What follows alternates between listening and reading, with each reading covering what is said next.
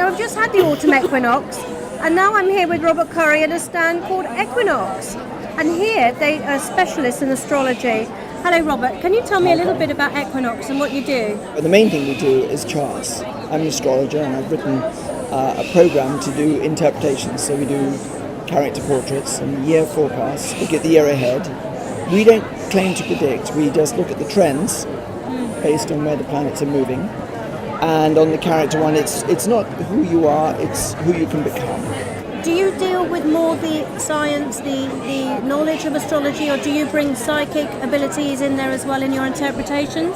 Intuition is very important to it in astrology, and when I write the interpretation, that those interpretations are based partly on evidence and partly on intuition. But the way we present the charts, it is more in a scientific way. Now, I'm a Leo, but I'm also a Chinese dragon. Do you deal with the Chinese astrology as well? Most of the years, like the year of the dragon, as far as I know, is not really astrology that we know of because it's not related to the planets. It's a natural cycle based on a new moon. You're a Leo. What time were you born? I was born at 8:10 in the morning. Okay, so you were born just after sunrise. So though you're obviously very good at presentation, you're also someone who needs your own space. Okay, so you need time alone. And when you're surrounded by people with big egos, that's when you need to escape. So there's an inner confidence as well as an outer confidence. And also because you're born just after sunrise, that's very much a very spiritual time of day.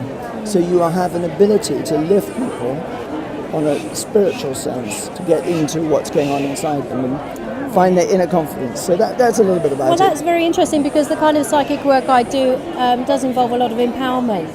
I'm very interested in helping people find their own confidence and their esteem, work a lot with goddess energy. So I'm not just about giving people predictions, I'm about helping them to free themselves from the past. It has to be a kind of spiritual development side as well. Well, that's really interesting because empowerment, you've used a better word that I could think of. Because every time you get a new situation, you've had a lifetime of experiencing that. And that is the word to describe it. I'm trying to describe giving people confidence, but that is much better. That's exactly what it is, I'm also a pagan, so I love tuning into the moon and projecting and working with the law of attraction or whatever you want to call it.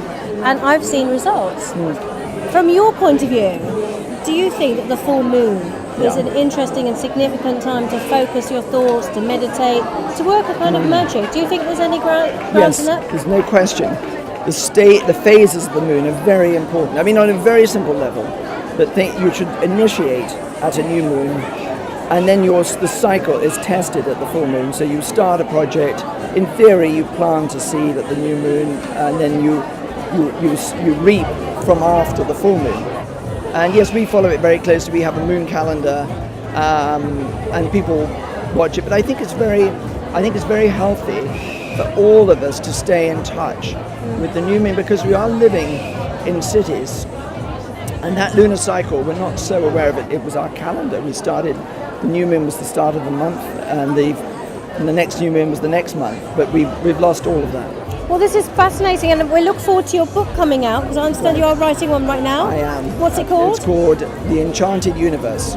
Oh, we like that. Yeah. Well, we can't wait for it to come out. We hope that you'll be able to give us a preview for our magazine Certainly when will. you do. Yeah. Thank you very much.